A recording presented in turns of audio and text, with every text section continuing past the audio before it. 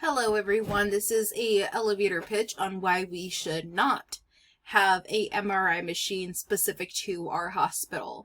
I understand that MRI machines can be very crucial, especially because they decrease the wait times, they increase the overall production for anyone needing an MRI machine. However, the reasons why for our end is when we analyze the numbers, the overall total cost right here is about $2.5 million. This is with the installation and with the system entirety. So over time we see here that the net revenues, labor costs, maintenance, and even supplies continue to increase over time.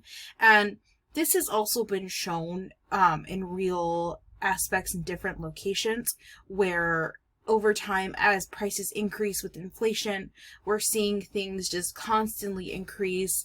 A machine either needs more maintenance, it needs much more labor needed for it.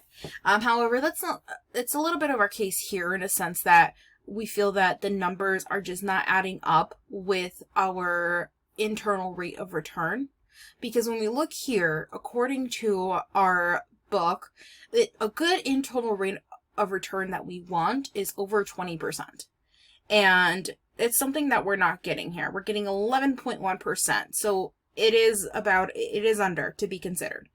And when we look at our overtime net cash flow revenue here, the highest that will go right now would be around 1.4 million right here, and estimated.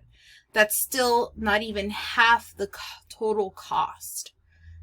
So that is my reason why we should not have an MRI machine. Thank you.